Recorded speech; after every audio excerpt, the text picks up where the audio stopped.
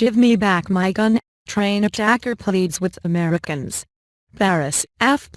A gunman tackled by young Americans on a train between Amsterdam and Paris pleaded with them to hand back his Kalashnikov after they overpowered him, one of the group said. Related stories. France train gunman questioned over Syria links AFP. How 3 Americans foiled an attack on a train to Paris. Christian Science Monitor. Tragedy averted by train passengers who disarmed gunman. Associated Press. Wrong place, right people, heroes of the French train shooting. Reuters. Obama hails Americans who took down gunman on train in France. Reuters.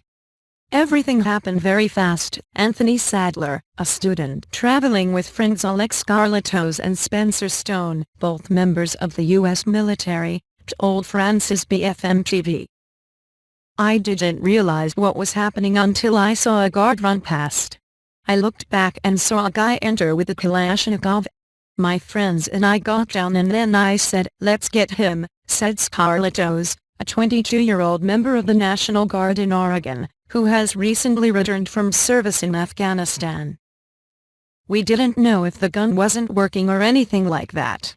Spencer just ran anyway, and if anyone had gotten shot, it would have been Spencer, and we're just very lucky that nobody got killed, he added in quotes shown on the BBC.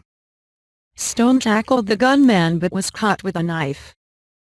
At that point I showed up and grabbed the gun from him and basically started beating him in the head until he fell unconscious, said Carlitos.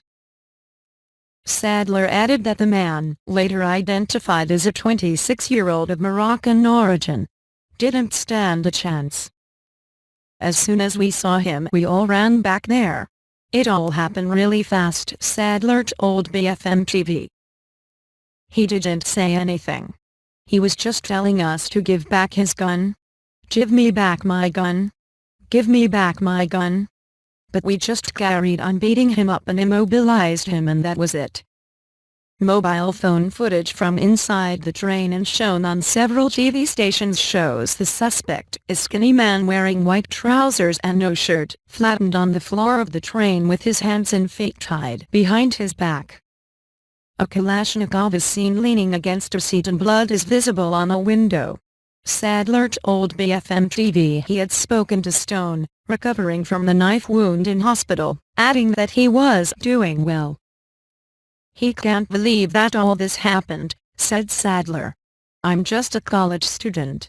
I came to see my friends for my first trip to Europe and we stopped the terrorists. It's kind of crazy.